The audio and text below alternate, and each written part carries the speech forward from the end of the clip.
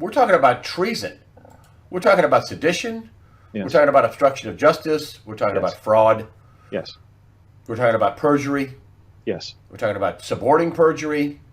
Yes. And remember, you talked about Matt Whitaker and the things he's written. You're right. He has spoken about the fact that, in particular with Hillary Clinton, about her use of a personal server and having classified documents go across that server. People died. And he has said, we have prosecuted a person for one document. And you have somebody who has tens of thousands of documents going across a personal server, some of which are classified, top secret, and that person's not prosecuted? No, that person needs to be prosecuted. And if that's Hillary Clinton, that's Hillary Clinton. Now, remember, when he made that statement, this is what really got the deep state wound up. He's not just talking about Hillary Clinton. I think the deep state is willing to sacrifice Bill and Hillary Clinton in a fast second. But when he talked about that, remember who had a pseudonym, a fake name, and was Barack Obama. Yes, and was communicating with Hillary Clinton, and it involved classified information over that illegal personal server, and the person there is Barack Obama. I reported that when I think either John, either The Hill or Sarah, what's her name, reported. I reported that right when I said, "Wow, what a earth-shaking fact." Of course, the mainstream media, the dunces hugging each other, Acosta, whatever his name, Alexander, arguing with the president in this latest press conference. They didn't think that was a news story. Obama using a non-government server to converse with Hillary Clinton with her unprotected servers. It's a huge story. Oh, and what about the charity fraud? It's treason. It's treason.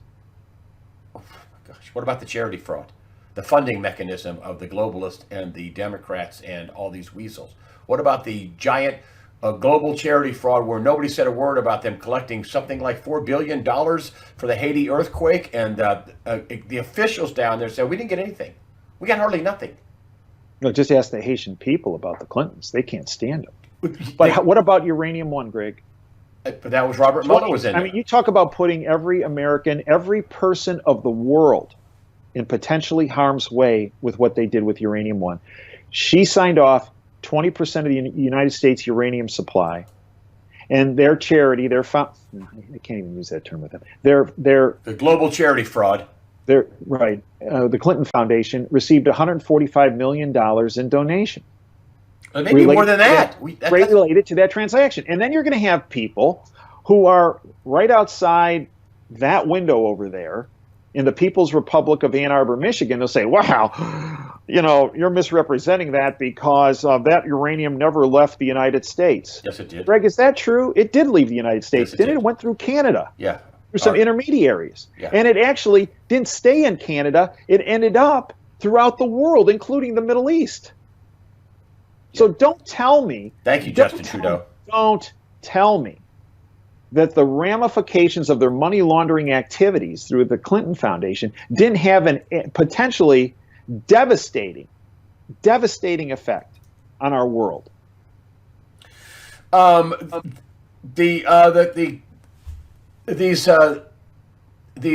going to be, even though we don't have 50,000 arrests, we may have, in the savings and loan debacle, according to Professor Black, I think he's at one of the universities, University of Missouri, University of Missouri, Kansas City, MUKC, I think it is, University of Missouri, Kansas City. William Black said, he was a regular, and they had 1,000 successful prosecutions, and they had 10,000 indictments in the savings and loan debacle. Mm-hmm. They surely could get that. They could get 1,000 convictions. Well, look, Greg, someone who you've had on your show, that I've had on my show, who I think is, if I was going to name an attorney general, she is the person I would name. She's honest. She's one of the best litigators in the country. She is just incredibly courageous. Who is it? And her name is Helen Chapman. And I said to Helen, I said, 2 weeks ago on my show, I said, Helen, and I asked her 2 weeks ago, if you were going to be named Attorney General, let's say Jeff Sessions resigns, fires, gone, and you're named Attorney General, what would you do? She goes, I would first clean up the financial industry, and I could do that in one fell swoop. I said, really? I go, what would you do? She goes, I prosecute one individual. Like Jamie Dimon. And I said, okay. She goes, that's right. She goes, I could prosecute, not only prosecute him, I would easily be able to have him found guilty on many counts. And that's Jamie Dimon, CEO of JP Morgan Chase. And she goes, and just the picture of him in cuffs being perp walked would go a long way to solving all the financial crimes on Wall Street. And she goes, the prosecution of him would clinch it. She goes, it would immediately become a place you wouldn't even recognize from today. Wow. And I believe that's true politically, and whether we're talking about Wall Street or Hollywood or Washington, D.C. I think you take some of these higher echelon, middle level players out, and there's the picture. I mean, let's face it, one of the things that destroyed Hillary's chance of becoming president is her on September 11th falling over like the World Trade Center, right? Yeah. I mean, it's hard to deny that this woman was of good physical health looking at that. And I believe it raised a lot of questions in a lot of people's minds. And I believe a similar picture of a primetime player in cuffs being led to a car, or not their own limo, but a police vehicle, I believe would go a long way. And it wouldn't take that many to solve the issues at hand. What we really have going on right now is a total covert behind-the-scenes war. That's what this midterm election was about. That's what Donald Trump was working so hard going out. And it's not over. Oh, let's talk about that. Okay, because I mean, and when I say it's not over, I'm talking about the fraud. Now, remember the election fraud. You're talking about election fraud, right? Because this is the war that's ongoing. Because they're trying to overturn the election, similar to what they tried to do in 2016. Remember 2016, Greg? Yeah. Remember, we went through the whole recount thing. Well, we were going to do that in Michigan, right? Yeah. Until Jill Stein was pushing that. Until they realized, hey, wait a minute, we got problems down here in Wayne County. There are a whole lot of votes that were going to Hillary that weren't legit. Okay, and the recount. Had the recount here in Michigan. Okay, and so they thought they could throw the words recount and they could get their people in to kind of finagle the counts, and that they would walk away with enough of smoke and mirrors going on and smoke in the air that people would say, well, Trump shouldn't even win the Electoral College because, well, we can't count on any of these results, right? And then they were thinking about getting rid of the Electoral College. Remember, they were talking about how that really is, well, that shouldn't be around. We should just go. But the point is that whenever they get in trouble, they start to manipulate elections. So there's three parts of this, the fraud. There was the before the vote fraud. Yep. There was during the vote fraud. Yep. And now we're experiencing after the vote fraud. So briefly, before the vote fraud, I was told by a particular source that I have known for many years, who has never led me astray or provided me bad information, that there were now I'll use this person's words, quote, staggering number of voting machines that were impounded Monday night before the election on Tuesday because they had preset votes in them. And this involved voting machines in all 50 states. Not everyone. Because what they did is they ran some test protocols.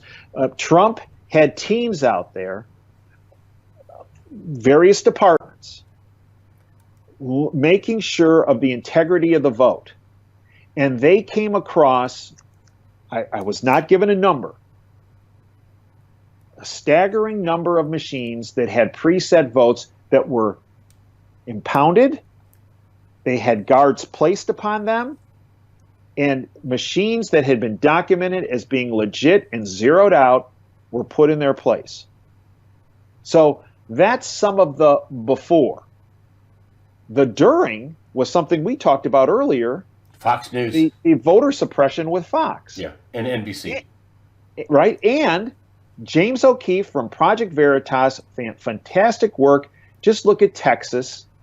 He has videotape of poll workers bringing in illegals, knowing they're illegals and they're not registered, and saying, come on, no problem. Come on in. Because Beto needed all the votes he could get. That's right. Okay. And then now we're dealing with, and also before, about this voting machine thing, remember Georgia, which now, remember this Abrams or whatever her name is. They tried to hack What? They tried to hack. Yeah, Georgia investigated, this is from Zero Hedge, Georgia investigating Democrats for allegedly hacking voting system. Georgia's Secretary of State and Republican gubernatorial candidate Brian Kemp revealed on Sunday before the election his office is opening investigation of the Georgia Democrat Party on allegations that it attempted to hack the state's voting system, including allegations of possible cyber crimes. So that was before, but now after, what do we have? We have an election in Florida with the governor and the senator's race, where all of a sudden you see, like, it's almost like a, Greg, I know you're going to get upset for me for bringing this up, because I know you value this person and their involvement in government, and I know you really like this person, but remember when your buddy Al Franken got elected and they found all and they found all these extra votes. I'm just trying to get him wound up. But when they found, I mean, not just like 10 votes in the trunk of a car, right? They found hundreds and hundreds of votes, and miraculously, all of a sudden, he starts to win. Well, now we're starting to see this in Arizona. We're starting to see this in Florida. But here's where it's different. Okay, before it was not a national security issue.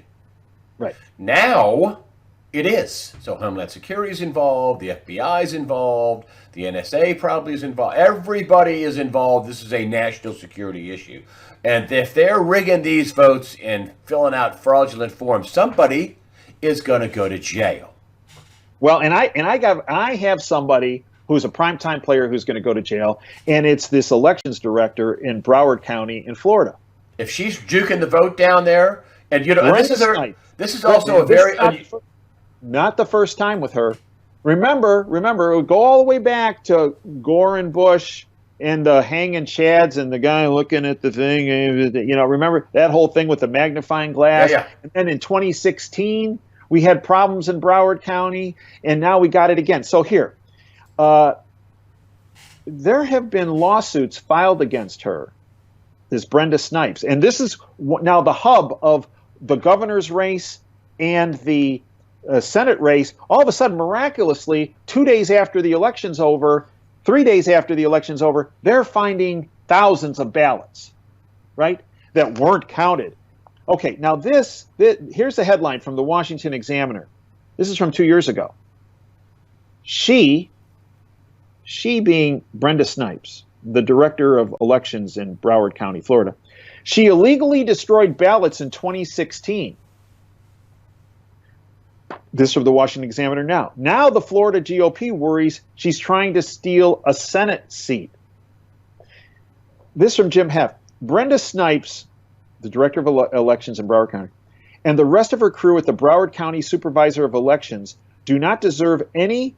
Now this is Tim Canova, who ran against Debbie Wasserman Schultz in 2016. Okay, this is what he said. Brenda Snipes and the rest of her crew at Broward County Supervisor of Elections do not deserve any presumption of impartiality, honesty, integrity, or competence. Snipes illegally destroyed the ballots cast in my 2016 primary against Debbie Wasserman Schultz. Yet there's been no criminal investigation. This is Tim Kavanaugh. However, in May of 2018, 2 years later, a judge ruled that Snipes violated state and federal laws by destroying ballots that Canova was seeking to look for voter irregularities in the primary. So a judge ruled against her for destroying ballots in Broward County in 2016. And that ruling came in May of 2018. And I ask you this question, Greg. What in the world is she still doing there? It's unbelievable. Can't they just send Homeland Security down there and just lock the place down? It's a national security issue. Can't they just send them in there and say, we're national security? It's a national security issue. But you know, Scott, who's the current governor, who's running for the Senate, I actually, I know this is going to be unpopular, but I find him to blame because he should have thrown the penalty flag 2 years ago. Yeah, he should have. Same with Pat Biondi, the attorney general down there. They should have shut her down 2 years ago. Correct. And then if that wasn't bad enough 2 years ago, when this judge ruled that she violated state